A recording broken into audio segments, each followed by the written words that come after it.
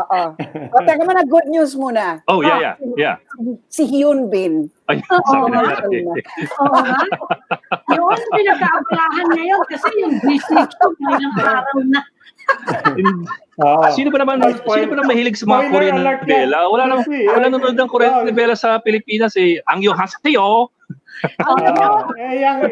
Yung katabi mo, ayan, ano yan, ang tawag dyan, Ajuma tawag dyan, yung nasa aso, tita. Yes. Ano yung tita sa Korean?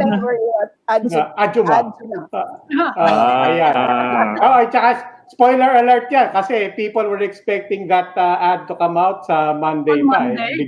Biglang lumabas. A few moments ago, biglang lumabas. Nagulat nga ako eh. Meron na eh. Anyway, okay, but back to not so good news.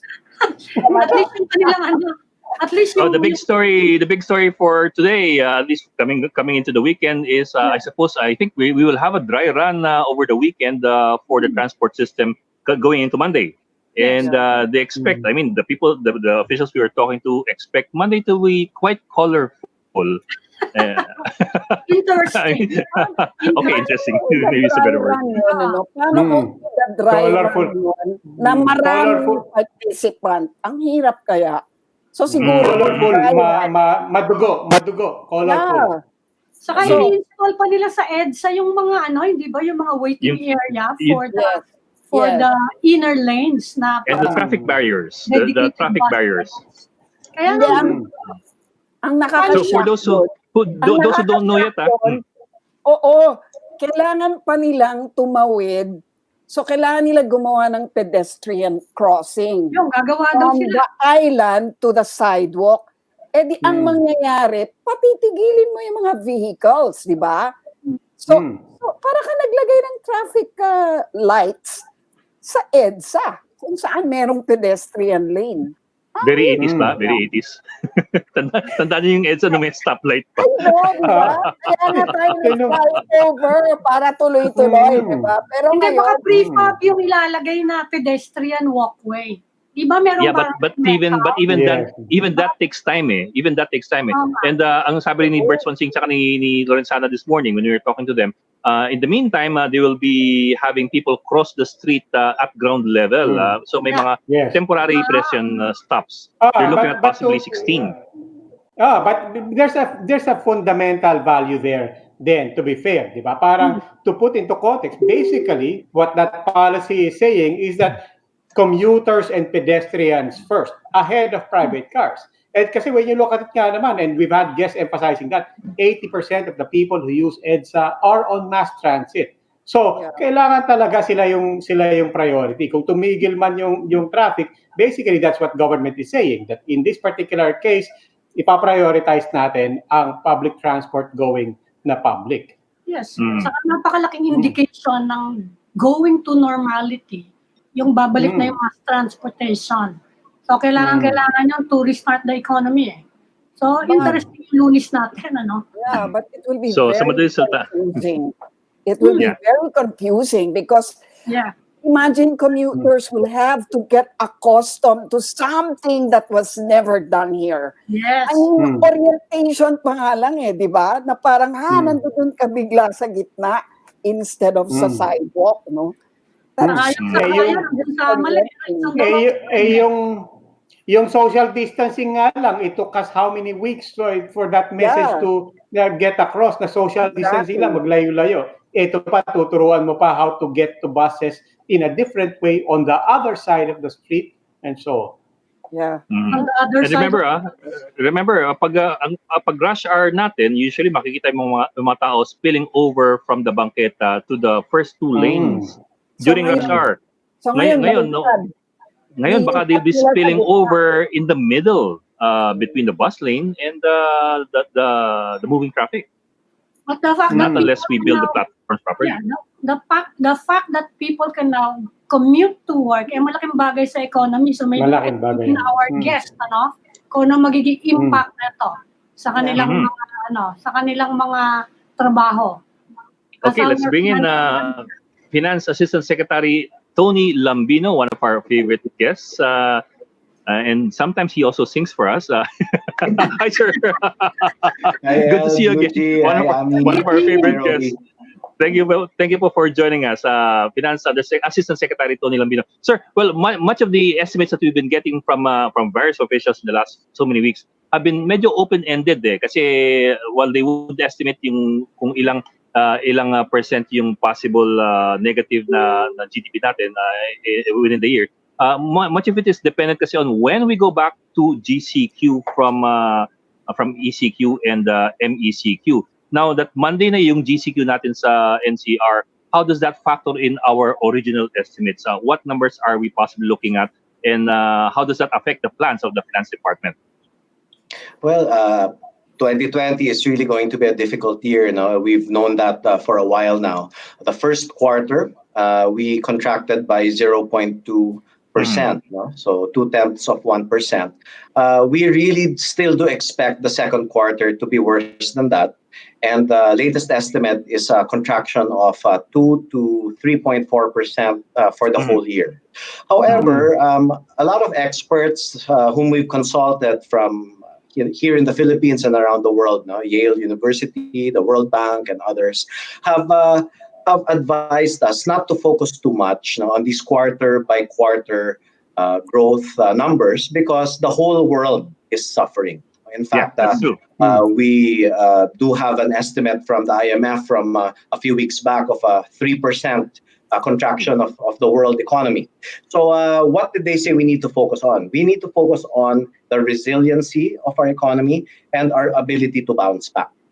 And one of the indicators that we find very hopeful is when on April 30, even after the first quarter GDP number had come out, the Economist magazine, one of the most respected publications in this field, said that the Philippines is sixth among 66 emerging economies that they ranked. So the Philippines is number 6 in terms of financial strength, in terms of the way in which we're able to access loans from both the private sector as well as our development partners, such as the Asian Development Bank, the World Bank, AIIB, and others. So the way in which we've managed, for instance, our revenues is seen as something that is going very well for us. The highest revenue performance in 22 years in 2019, the best expenditure performance in 28 years, the highest credit rating in our history, the BBB+ that we received last year. So if you put all of those things together, then you see that we came into this crisis with a very strong economy, which means that we also have the ability to bounce back well. And I guess the alternative would have been in the past when we were not this strong, it would have been harder to bounce back. Yeah, but Asec ability is a much bigger topic than our position to access funds and to take on loans. Another question that people are asking therefore is, regardless of where you get the funds, how will it be spent? Where will the priorities lie in terms of spending and using whatever funds we get? Yeah, well, first, we needed to make sure that we help those who were hit the hardest. That's why there was a 4-pillar strategy that was crafted early on, as the crisis was just starting.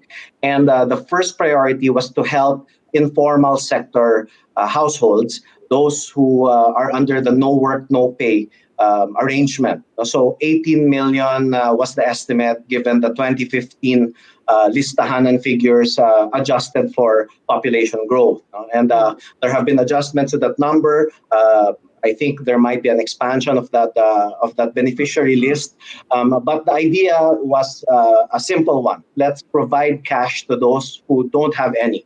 And they need the money to put food on the table, to pay for basic necessities. Now, during that time, these were the first few weeks of the crisis, and when we went into ECQ in late March, we asked the private sector to help their employees. And so many firms did that. No? They continued paying the salaries. No? These are the ones who have contracts, right? Compared to the ones I mentioned earlier who are in the informal sector.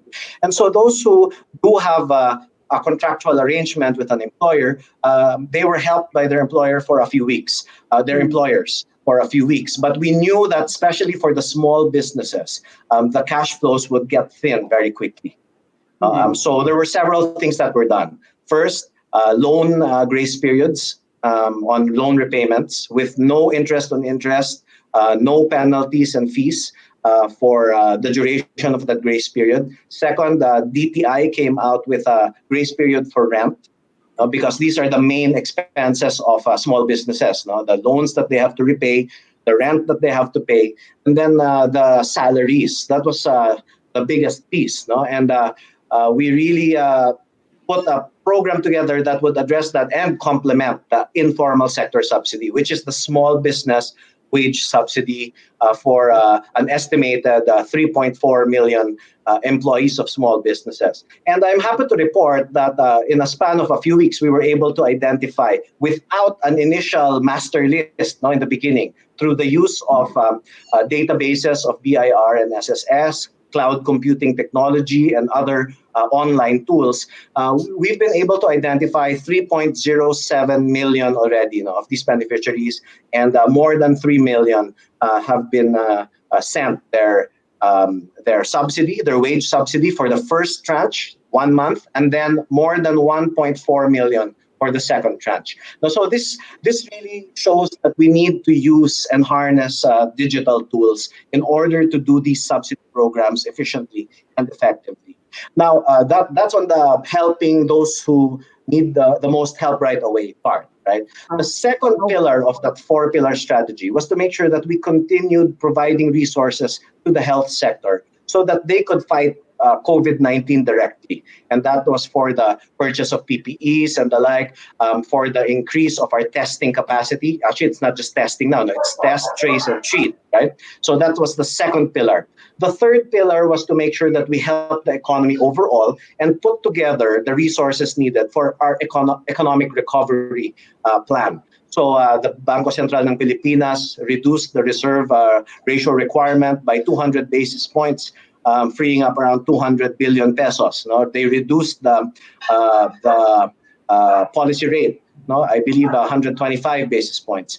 And also, we started making sure that we were sort of first in line with our development partners who, because of our BBB plus rating, our credit rating, and good debt management performance with a decreasing debt to GDP ratio from 74.4% in 2004 to less than 40% in 2019. So they were willing to lend us at low interest rates and long repayment periods. And so that was the third pillar, the liquidity and making sure that we were putting together the resources necessary. By the way, the Bangko Sentral also put in place a 300 billion peso bond purchase agreement.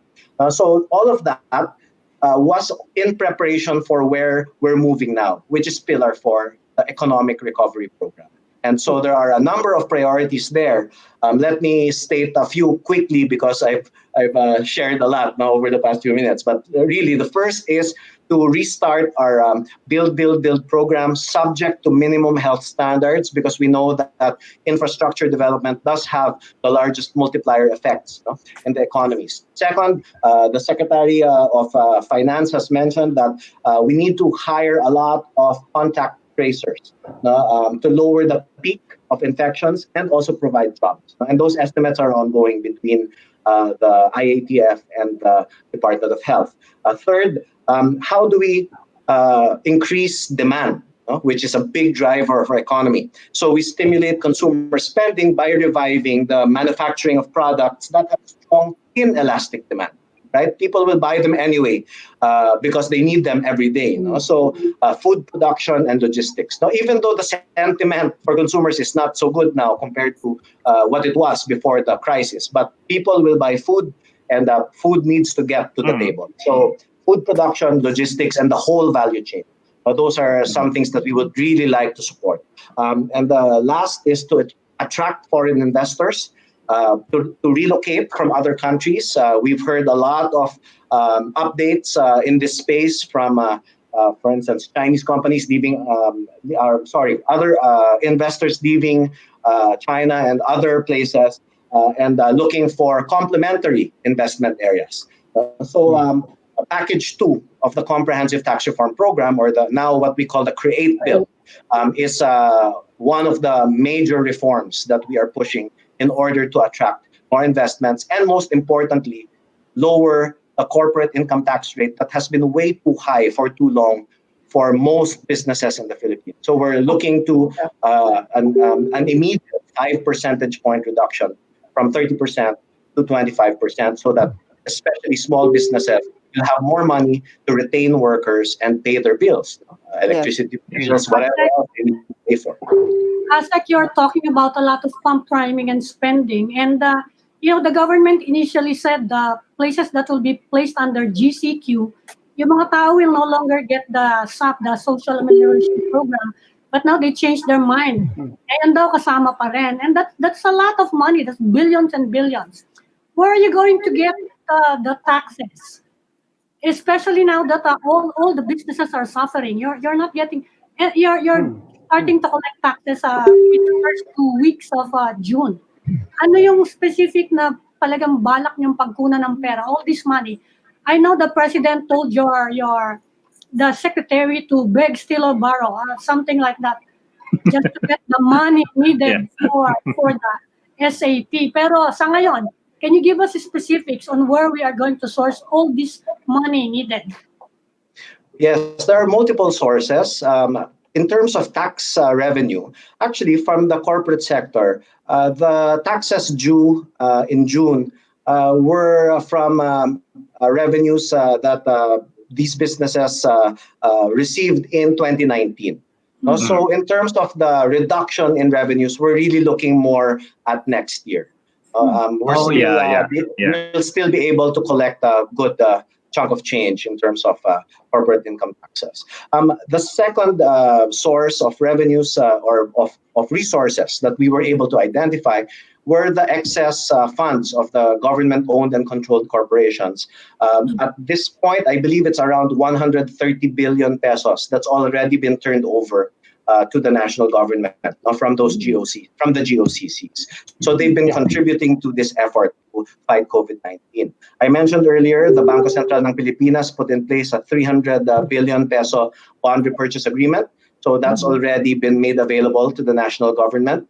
There's also more than 300 billion. No, it's increased quite a bit since we first estimated it for the ODA, Official Development Assistance, and a lot of other countries have now started getting in line, but we were quite early in the game, so we were able to negotiate pretty good deals earlier. So these are some of the major sources of financing. Asec, go ahead, Lucy, sorry. Okay, Asec, I understand that you had to adjust certain provisions of the original CTIRA for this CREATE, but how are you adjusting in the light of the COVID and the pandemic? Well, the adjustments are really made because of the pandemic and the negative effects. What provisions did you actually insert there that will need congressional approval very soon? The first is the lowering of the corporate income tax rate. The initial proposal had a 1 percentage point reduction per year, every year for 10 years. So from 30, it would go down to 29, then 28, then 27, so on and so forth, until it reached 20%. Now, our proposal is a reduction to 25% starting July of this year. That's so soon. actually, that's soon, yes. So that the businesses can already include this in their computations and hopefully retain workers. That's the first thing. We want to save the jobs. And second, so that they know that they can pay their bills a little more easily than had the tax rate been 30%. So a 25% tax rate by July 2020, and then 1 percentage point reduction starting 2023 until we reach 20%. No? So 2023 to 2027. So that's an accelerated reduction as well. The second thing that we included in our list of amendments is to extend the sunset period for registered business enterprises who are enjoying the special tax rate of 5% gross income earned. They were initially going to be given. Sorry. From 5 to 7 years, you were going to increase it to 9 years? Yes, from 2 to, actually, it was a range of 2 to 7 that we increased by 2 years. So now it's 4 to 9 years. That's right. All right. Okay. Which particular businesses are we? What particular businesses are we targeting in order to attract investors? Well, that's the other amendment that we put in, which is for the Fiscal Incentives Review Board, the FIRB, which is the sort of the governance structure for incentives, giving special treatment to those who can provide a large public benefit in terms of jobs, research and technology, etc. To allow the FIRB to recommend to the president a combination of tax and non-tax incentives. Other countries already do this, but we don't because it's not in our incentive regime.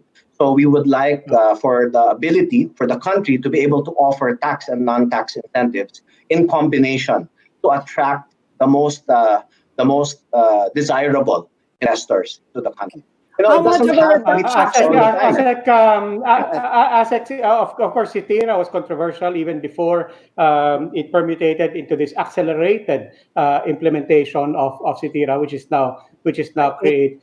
Dean Raul Fabella, one of the most respected economists in the country, just came out the other day with a very scathing analysis and opinion on CREATE in business world. And among other things, he said was the behavior of the private sector and big corporations in particular, especially coming into and out of COVID, is going to be very, very conservative. There's no guarantee that any breaks that they get will be plowed back into expanding or growing their businesses. That's one. But its more fundamental question was, shouldn't we be addressing the demand side rather than the supply side? In other words, as he said, why not just put the money in the hands of the people? Because when you put money in the hands of the people, they will spend, incentivizing the private sector to grow. Whereas if you give it on the supply side, there's no guarantee what the private sector and corporations are going to do with that money.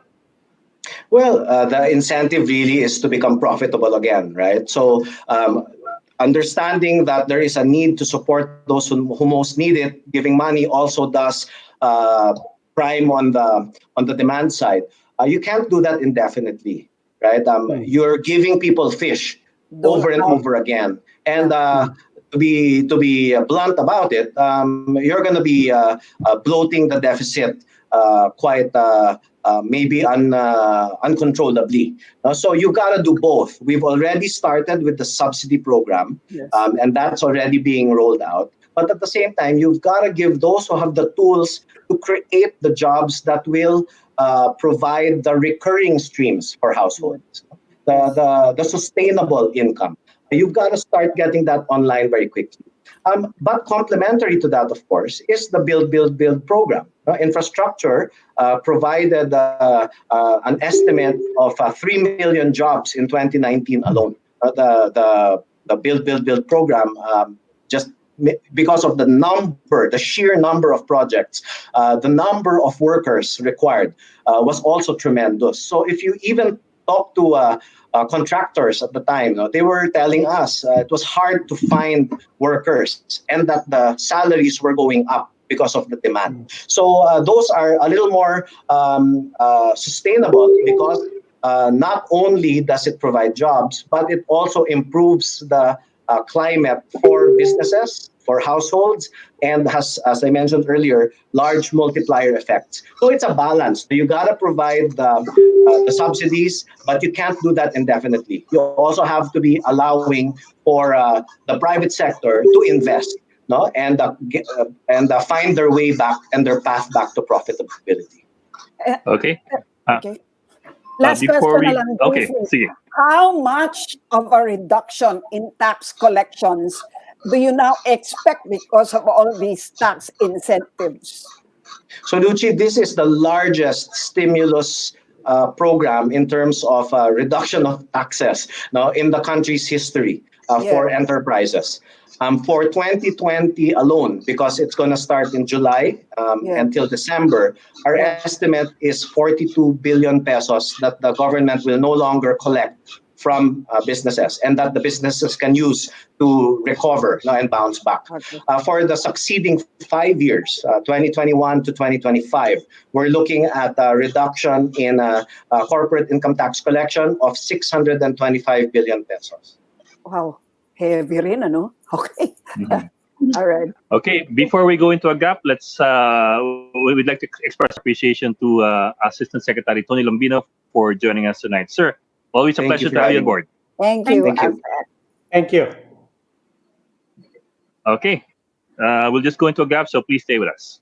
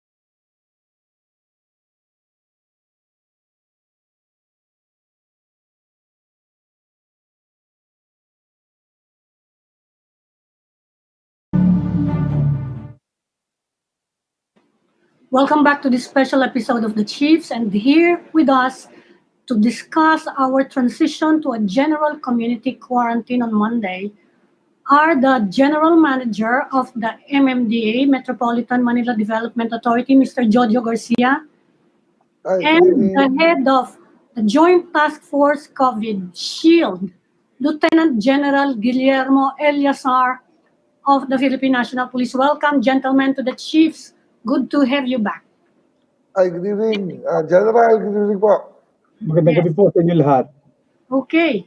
Marami po nag-aalala because we're starting on Monday and there seems to be a lot of confusion, especially with transportation, yung ginagawa ngayon sa EDSA. Maybe we can start with Mr. Garcia. Mr. Garcia, paano po yung preparation natin? Nakikita namin may construction doon. Sasakay yung mga tao doon sa kabila na ng kalye, bawal na sa sidewalk, pupunta na sa gitna. Ano po ba yung preparation and how can we reassure na matutuloy yung distancing saka hindi magkakalituhan at lalo magkakagulo? Opo.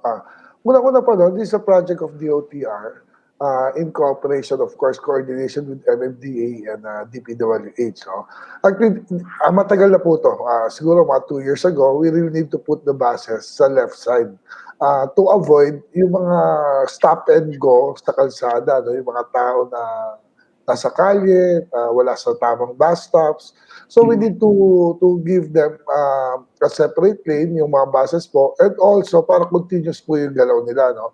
Of course, kailangan na mas bigyan natin ng priorities yung mga commuters natin, lalong-lalo na yung sumasakay ng bus kasi mas madami po sila. Kaya lang, right now nga, hindi tayo magpo-full operation kasi ang hirap po talaga, no? I-control ngayon yung physical distancing natin. We should always remember, no? Even though mag-GCQ tayo, we're still in the community quarantine stage, meaning yung COVID po nandiyan pa. So ang ating first priority, no, is safety and the health. And then second pa lang, yung how to transport people, no? So sa ngayon po, wala tayong city bus and jeeps, no? Kasi nga, nakahirap i-monitor dahil stop and go sila anywhere they can load or unload passengers. Unlike itong mga P2P buses natin, from point of origin, kaya natin i-monitor kung ilan po yung sakay nila and they cannot unload or load, no, passengers sa middle ng sa mga kalsada po. That's why, no, I really don't know the timeline, but definitely we will going to start on Monday. Hindi po regular buses to, no? If we will augment the MRT. Alam natin yung MRT, less than 20% lang ang capacity niyan. So we need some buses to help them and then to give them a special lane, meaning hindi po maaabala yung pagtakbo ng mga bus. So mabilis pa rin yung takbo po nila. Oh, so anong mga unang P2P buses? Anong ruta yon? Starting from say, Yeah. ano yan? The whole Kunyari, stretch of Trinoma EDSA. all the way, the whole stretch. So walang Yes. tigil. Walang tigil anywhere. Actually, on meron, EDSA. for the start, there's some infrastructure, no, na kaya nating habulin. Ito yung mga MRT stations, no.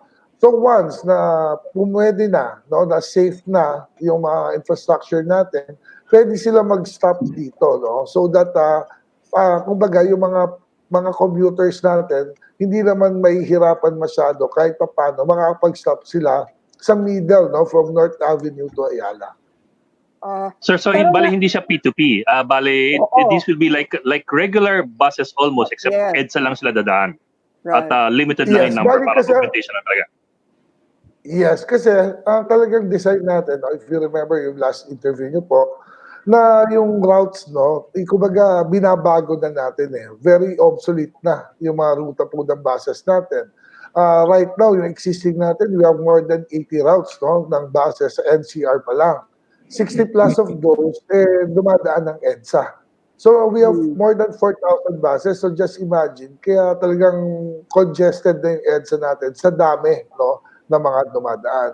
Kaya nga ngayon, ang gagawin po ng DOTR, ng LTFRB, may kanya-kanya lang ruta ang mga bus natin. No? Meaning, kung EDSA route ka, isa na lang ang dadaan ng EDSA. Ikot lang sila ng ikot, parang rotonda.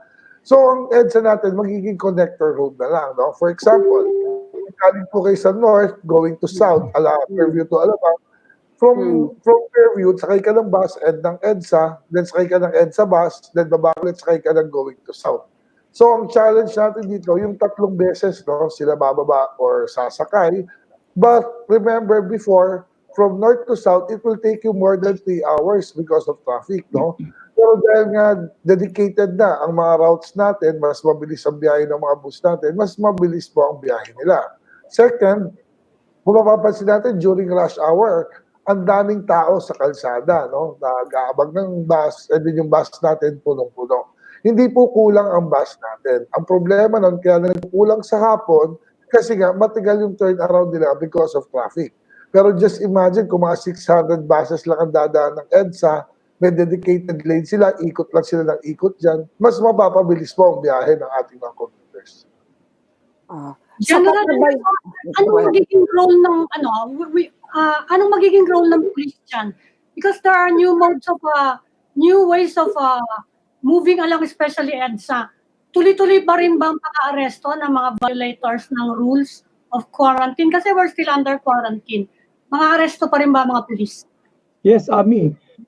Well, we have more than 4,000 quarantine control points. Yung mga checkpoint na sinasabi natin, ito yung mga fixed checkpoints. At sa Metro Manila, we have around 180. So, ang pagkakaiba lang nito, modified checkpoint tayo.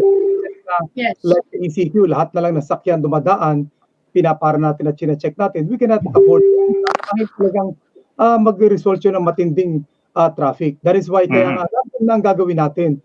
Meron pa rin mga checkpoint, depende na sa mga unit commanders in the ground. Gagawin, pwede magbawas tayo ng fixed checkpoint at magkaroon na lang ng mga mobile checkpoint kagaya ng ginagawa ng ating high patrol group. So dun sa ating modified checkpoint na random, pwedeng a certain volume of vehicle i-check and then after that i-release natin. Ang point nun is dapat malaman ng mga motorista na even though meron tayong random checking, pag kayo nahuli, talagang pananagutan yun. Otherwise, kung nila na lahat is papayagan lang at hindi natin bibigyan ng karampatang parusa itong mga ito in coordination with the MD kasi kasama natin sila, hindi magiging maganda yung ating enforcement. And we believe that based on our experience for the past 74 days, nagkaroon ng significant compliance and obedience ang ating mga kababayan, which resulted hindi lang pagbaba ng krimen ng 59% for the whole of the nation, pero nakita naman natin na in essence, nagkaroon ng disiplina yung ating mga kababayan. General, pakiklaro lang, ano ba talaga ang kailangang ipakita sa pulis pag na-flag down sila? Tama na ba yung company ID lang? Tama na ba yung, or kailangan pa ba nung rapid pass? Okay. O yung quarantine card. Yung quarantine card, kailangan pa bandalin. Para alam din nila, no, kung anong kailangan nila. Generally, may dalawa tayong categories ng APOR, yung authorized person outside residence. Una, kung ikaw is part ng workforce nito mga permitted industries. Alam naman natin na come GCQ, mas marami ng permitted industries, kaya mas marami ng mga workers na yan. So if you belong to that workforce, ang kailangan lang doon is magpatunay na kayo empleyado ng permitted industry. So kung meron kang rapid pass, kasi pre-process na yan, napakaganda yan sa NCR kasi mas mabilis. Ngayon kung meron ka namang IIF card, okay pa rin po yan. Pero kung wala naman, basic ID will suffice. Yung quarantine pass, hindi po yun. Kailangan yung ID. Now, the other category is that yung mga mag-a-avail yung mga goods and services being offered or provided by these permitted industries. Pero basically po, i-avail nyo lang yan within your locality. So hindi kayo magkukross ng border. So hindi ako pwede mag-shopping sa Mandaluyong or mag-grocery sa Mandaluyong kung Quezon City ako. Tama po yun. Kasi lahat naman ng syudad sa atin, lahat tayo meron butika, meron tayong department store, grocery. So i-avail nyo yan. So basically, pagdating doon sa mga checkpoint natin na usually nasa mga borders and boundaries, hindi kayo patadaanin kung you belong to that category.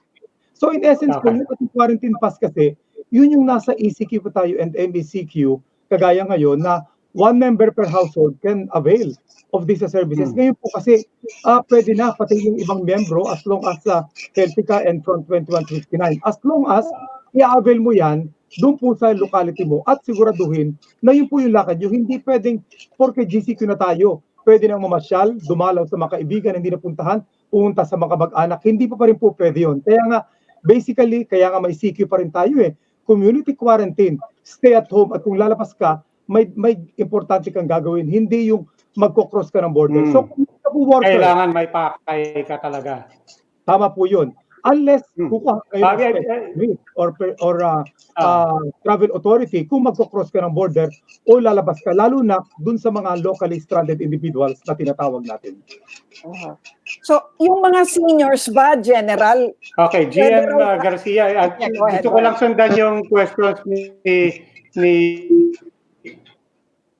gusto ko lang sundan GM Garcia, yung kind of questioning the practicalities that people that need to consider. Sa modeling nyo po, let's say legitimate, I have to get from Quezon City to Makati. Sa modeling nyo po, what should I expect? How much time should I allocate for myself if A, I'm in a private car, or if B, I'm taking public transport? Okay. First, sa private car, no, definitely, hindi pa namin na-expect kung ilang percent talaga yung lalabas. No? Sabi ko nung first day ng MECQ natin, sa modified ECQ, pero sobrang dami ng tao, even sa malls, ang dami, wala naman silang gagawin doon. Ano?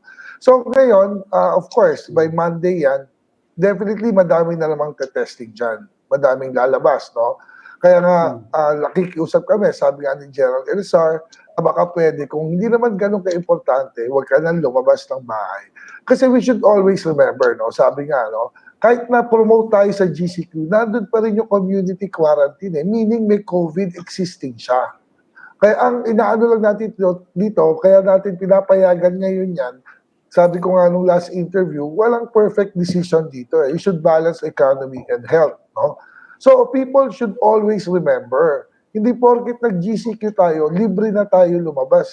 No? So yung tanong nyo po, if ever magpa-public transport ka, kung mabubuksan po natin talaga yung bus augmentation, and then may solong lane talaga ang bus, from Quezon Boulevard to Makati, it will just take you 30 minutes, no? Kung makakapag-bus ka. Itong bus augmentation ng MRT. Kung private car ka siguro, mas tatagal ka kasi nga, depende pa rin Kaya nga, we're still thinking, no, if we're going to lift or not to lift yung coding natin by Monday. Kung nabalitaan nyo yung mga news recently, may modified coding tayo. Kaya lang hindi pa po namin maipatupad yan on Monday because we need to publish it, no? So most probably by next week na natin magagawa yung modified coding. Kaya talaga, no, ako, tansya namin sa MMDA, kung mga additional 60% ulit yan. Pero still, hindi siya yung katulad dati na 400,000 ang laman ng EDSA. Kasi tandaan natin, yung 4,600 buses everyday na dumaan dyan, wala yan. Kumbaga yung augmentation lang, mga 100 to 200 buses yan. So maluwag ang ating yung yellow lane pero nasa side na. Pagdating naman po sa mga private cars, sabi nga ni General Eleazar, may APOR tayo, authorized person outside residence, no?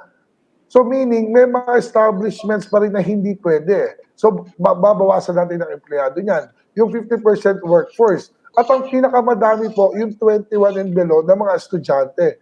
That's hundreds of thousands, no, of students na hindi rin sasabay paglabas. So tingin namin, hindi siya ganun kabigat ng before COVID, pero definitely may traffic na. Matanong ko lang po, General Eleazar, yung sa senior citizens, ano pong ID ang pwede nilang gamitin dahil marami sa kanila hindi naman na nagtatrabaho, pero pwede pa rin gumawa ng mga essential services or kung ano man ang gagawin nila na emergency. Paano papakita nila? Well, basic ID po. Actually naman, Basic ID lang. Na ito po mga minors and seniors, preferably dapat nasa bahay lang. Pero kung talagang kinakailangan at sila po ay nagtatrabaho, lalo po yung mga hindi naman ganun ka-senior. And then kung wala namang iba mag-a-avail ng kanilang mga goods and services, andun po yung humanitarian and medical reasons na i-allow natin yon. So, hindi naman po hard fast rule yan. Kaya nga lang, siyempre, mag-check din po tayo, magtatanong yung ating police. At pasensya po ng ating mga kabayan, just like sa experience natin, itong sa ACQ and MECQ, hindi po manghuhula ang mga pulis natin. Kaya pag kayo po'y pinara, talagang magtatanong yan kung saan kayo, kung ano po yung trabaho nyo, so that we will know kung kayo po ay kasama dito sa mga authorized na sinasabi natin. Pero compared with the ACQ and sa ngayon na modified na rin po tayo sa MECQ actually, hindi na po natin i-check lahat ng mga sakyan. Pero uulitin ko po, para babala na rin sa ating mga motorista at mga kababayan, kung kayo po yung makakalusot, tsamba yun. Pero kung kayo po matsambahan naman, lalo na ating high patrol group, magsisisi po kayo kasi talagang tututuhanan namin kayo. Well, ito po yung mga bagay na hindi man kami nananakot, pero para po ito sa mga mag-violate ng mga batas natin. Pero sa mga law-abiding citizens, maganda po yan. Para talagang hindi naman masayang yung ating pinaghirapan nung nakaraang 75 days dito po sa ating panibagong yugto ng ating quarantine program. Actually, General, nagtatanong lang kasi maraming mga lolo't lola na sila ang babysitter ng mga apo nila. Yeah. Pero hindi naman siya nakaklasify na essential.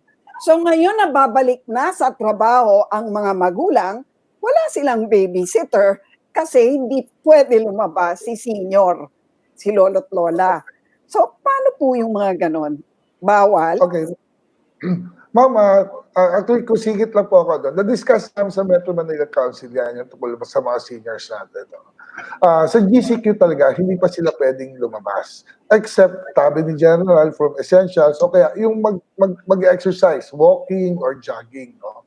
Pero sabi nga namin, let's say senior ka, taga Marikina ka, alam ka naman mag-jogging ka pa sa Quezon City Memorial Circle, no?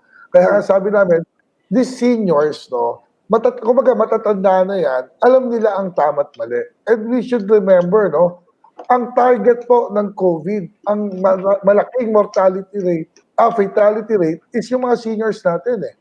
Kaya kailangan, kahit sila mismo, maintindihan nila, bakit nila kailangan mag-ingat, no? Which I think, no, alam nila yan. Kumbaga, lahat naman ng news nakita natin. I know, but they're just moving from one house to another house, their kid's house, so that they can help babysit. So, para sa kanila nga naman, di ba, it's still confined. hindi na pwede naman diba? There's no, it's not like they're traveling to a public place. Yes, Wala yes po ma'am. Kaya nga, yeah. yeah, ang sabi nga po ng mga mayors natin, if ever sa mga seniors gusto mo maglakad-lakad, siguro doon ka na lang sa barangay mo. Huwag ka nang lumayo sa ibang city. Paano Doon, kung yung anak nila nasa ibang lungsod? Yun nga ang problema eh. Kunyari, Yun nga po yung- nakatira sila sa Quezon City, but their apos live in Parañaque. Paano yun? Luchi, Actually, ma'am, ito nga. Hindi Ayan, unang-una, meron na tayong yan, ganyan. Nagkikita-kita tayo, no? At sabi nga, hindi naman pwede mamasyal pa eh. Yung GCQ po, meron pa tayong community quarantine. May restrictions pa rin. Wala tayo sa new normal. So yung pagpapasyal, pagdalaw, pagbisita, bawal pa po talaga yun. Hindi po talaga essential yun. GM Garcia, ano po, if I may po, I'm really curious how it will be implemented on Monday. Yung bus augmentation, kung nasa yung mga bus nasa left lane na, the lane innermost dun sa katabi mismo ng MRT, how are people going to cross over or cross across EDSA to the new bus lanes for the bus augmentation? Okay, first po, if we're going to use the infrastructure of MRT, gagamitin natin yung stairs ng MRT, akit ka doon, then may stairs po pababa. Kaya nga po nilalagay natin sa gitna yung mga bus. Kasi right now, right ano siya eh, yung pinto niya nasa right eh. So hindi ka pwede magbaba sa right, masasagasaan yan. That's why we need to put them sa gitna mismo, no? Para regardless yung left or right ang pinto mo, mas safe po sila dyan. Ang proseso po natin, pag parada ng bus dyan, yung tao po na mga sasakay, wala po sa bangketa yan, wala doon sa gitna. Nasa hagdan niya nakapila, no? With physical distancing. So pag parada po ng bus doon, bababa yung mga tao, akit na hagdan, saka palang pasasakayin yung iba. And then, after nitong MRT po, meron tayong na-identify na 7 na stations. 5 MRT, 2 LRT na may infrastructure na. Yung 8 po na na-identify namin, may existing footbridge ang MMDA at may bay sa ilalim. Meaning, yung footbridge na yan, lalagyan mo lang ng stairs sa gitna, pababa. So, ganyan po magiging proseso natin. No? Ang DPWH po, may plano na rin na yung iba pong mga footbridge or matatarik, lalagyan natin ng lifter. Hindi na po elevator, matagal po gawin yan, may infrastructure dyan. Yung mga lifter na 2 by 2 meters, para may akit mo lang kung may mga PWD or if ever sa future nga po, lumabas na yung mga seniors natin. Pero may sinasabi sir si Asec Bert Swansing kaninang umaga na baka kailangan na tumawid yung ilang tao doon sa ground level, i-stop yung traffic so that they can cross. I'm wondering how much of that is going to play into this new scenario. Actually, meron pong ganyang rin po, no, pinresenta ang DOTR, which pinag-aaralan nga po namin na maglalagay ng mga pedestrian, siguro mga maximum of 5 sa the whole stretch of EDSA, pero still, pinag-aaralan pa po yung safety niyan, pati ng DPWH, ano? If ever lang po, napayagan yan, syempre, maglalagay tayo lahat ng precautionary measures dyan na walang masagasaan. Pero so far, GM, naalala ko lang because we keep talking about EDSA. What happens to C5? Because kung yung infrastructure for the MRT, the stations, and then the buses now in the inner lane are all built for EDSA, what is the strategic positioning for C5, whether it's for private vehicles or for mass transit? Okay, number 1 po, ang C5 po, wala po talagang ruta masyado ng bus dyan. Wala pong city bus dyan. Ano? Yeah. Mas maraming private yan. Ang dating dumadaan lang na bus dyan, yung mga provincial buses na galing ng south. Yes, so mga point to point. So wala po tayong dedicated lane so far sa C5 natin. And ang LTFRB right now, sabi ko yung mga routes na from 80 plus yan, gagawin na lang nila 30 plus lang, na lahat po ng mga major thoroughfares na may bus, parang rotonda na lang sila dyan. Ikot na lang po sila ng ikot para mas mabilis po yung turnaround nila. Paano yung mga Espanya? Paano yung mga yon? Yung mga ganong mga highway? Ang priority po natin sa mass transportation, number 1 is yung bus muna. Kasi yan yung madaming sakay.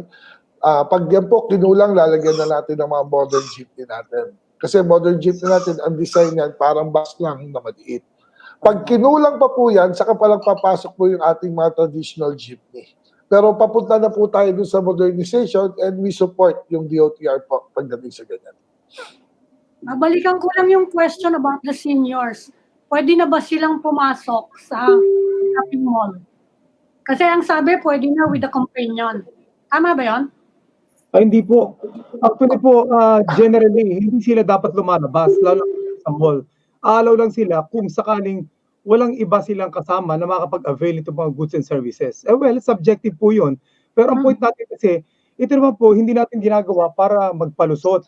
Ito naman para sa kapakanan nila. Kung sakali po talagang nagpalusot sila, hinayaan natin at may nangyaring hindi maganda, sila rin naman po ang maapektuhan nun. So basically, ito pong ating ginagawang ito, kagaya sinabi nga ni GM Jojo, community quarantine pa rin tayo and 2 notch lower pa rin tayo para pumunta dito sa sinasabi nating new normal. Kaya marami pa ring restriction. While it is true na marami nang allowed, pero yun, nililinaw natin kung hindi kayo worker, hindi kayo dapat lumabas. At kung lalabas lang kayo naman at mag-avail ng goods and services within the locality na inyong na malapit sa inyong lugar. General, what are your thoughts on, sorry. Yung private car, yung ordinary sedan, ilan ang pwedeng isakay under GCQ? Well, apat po. Actually po, doon sa pinalabas na guidelines ng DOTR, nakalagay po dyan na pag itong mga sakyan, basically bawat row ay 2 lang. So kung sedan, 2 sa unahan, 2 sa likuran. Kung van naman, maaring 6 kung may pangatlong row, at kung 4, 8 siya. And then sa mga buses naman, 50% reduced capacity. So ganun po basically. At ang tricycle, isang driver, isang nasa loob lang. At kung motorsiklo naman, sa ngayon, talagang isa lang at hindi pwede ang may angka. General, may tanong po ako dito, dalawang General, what are your thoughts on Senator Drilon's proposal to not make or to not mete out penal punishments or sanctions on those caught violating the quarantine laws? Well, so yes, ma'am. Actually, ma'am, di ba, for the past 73 days, we have accosted 185,000 violators. Pero 107,000 of them, hindi po natin yun binigyan ng multa or sinampahan ng kaso. Puro binarningan lang. So, titingnan natin, 60% na akos natin, hindi man talaga po natin hinuhuli. Kaya lang, kagaya nga po nung sinasabi ng ating mga city mayors sa Metro Manila, kung magiging maluwag tayo at tahayan natin na puro sita lang at hindi naman natin huhulihin yung mga yan, sa titigas ng ulo ng mga napakarami, kung ngayon nga po na may halong pananakot na tayo, in a way, dun sa mga hindi nagsumusunod sa batas, meron pa rin mga nag-violate. How much more? Kung alam nila na hindi sila huhulihin, kung nag-violate sila, nito mga guidelines na ito naman ay para sa atin. Okay. GM Garcia, yung nabanggit dati na maglalagbook pa yung mga driver ng mga lahat ng pasahero, tuloy pa po ba yun? Ang alam ko po, may guidelines po ang LTFRB dyan. Ano? Pero sabi ko nga, siguro mas madali yan sa mga P2P or provincial buses. No? Pero we should remember, bakit ba natin ito ginagawa? Hindi ito para pahirapan ulit. Ano? O yung information na ganyan. No? Kasi right now yung COVID po, ang sabi nga natin, ang solusyon dyan, yung test, no? More testing, so that we can separate yung negative sa positive para mapaggamot natin. After testing po, may tinatawag tayong contact tracing. No? Parang sa aeroplano po yan, pag sumakay kayo, may pipirma kayong health card dyan, tapos anong upuan nyo, anong contact number nyo, anong address nyo. Kasi dito po, like sa bus, no? may mag-positive na isa dyan, at least pwede natin balikan sino yung mga nakasama niya, no? Para at least mapatest din natin. Ito yung pinaka-importante po eh. Dito kumakalat ang COVID doon sa contact tracing na hindi mo na trace ng positive, may nakasama na palang ibang tao. Ngayon, dito po sa mga sinasabi nga natin jeep and city buses na load-unload sila, talagang napakahirap po niyan, ano? Kung kaya natin magbigay siguro ng isang papel, fill up lang, ano name, address, anong time ka sumakay, mas mabuti po siguro yan. Ano? Kasi kaya lang po talaga natin itong ginagawa for contact tracing. Okay. And I asked because I wanted to ask General Eleazar as well. Sir, ano po ba ang role ng kapulisan natin in helping sa contact tracing, and as far as you know, for the entire infrastructure and human resource that we need, ready po ba tayo sa contact tracing na ganyang katindi? Opo, tama po yun. Even though nung sa simula pa lang ang PNP through the CIDG has been commissioned to do contact tracing. At sa ngayon nga po, ay talagang may guideline na dyan na kasama ang LGU, ang ating police ay doing its part. Dahil unang-una, ang police po natin are deployed everywhere, sa lahat ng lugar ng ating bansa. At the same time, merong investigative skills na kailangan po natin sa sasagawa ng contact tracing. Hindi lamang ito about health, but iba kung merong pulis na kasama na nag-iisip kung paano matitrace natin. And in the course of our investigation and intelligence work, meron din kaming mga tools na tumutulong sa amin para mapadali po yung paghahanap ng in a way ng mga kriminal o yung ating mga targets na gawin i-apply dito po sa contact tracing ng mga General, pasensya na po. Alam ko matatapos na tayo, but it begs the question. Tama po ba ang pagkakaintindi ko sa inyo? You're saying that yung expertise, kakayanan ng police sa pag-contact trace ay pwede rin mag-expand to apply to police work referring to looking for criminals? Well, in a way, tama po yun kasi trabaho naman natin yan. What I'm trying to say is that yung skills ay kailangan natin sa contact tracing na talagang ginagawa naman ng police while running after the criminals with job. Kaya dagdag po na tulong yan or asset ating contact tracing teams kung meron tayong police na kasama. Pero hindi nyo po pakiramdam na baka magdulot ng pangambayan sa ating mga mamamayan when they understand na hindi ko alam kung bakit nandito yung mga tao, hindi ko alam if they're here for public health or if they're here for whatever reason looking for criminals. Hindi po will that not confuse the very objective and yung pagtanggap ng mga tao sa mga contact tracers? I don't think so po. Actually, tingnan niyo po sa Baguio. Ang city mayor doon talagang ginamit niya ang pulis at naging effective. At sa lahat naman po ng ating mga ginagawa, yung pulis na andyan. So, I believe that kasama, complemented by the LGU, mas maging effective ang contact tracing. And in fact, talaga pong mandated naman ang PNP na sumali dito as part of the contact tracing teams ng ating iba't ibang units in the different LGUs. Okay.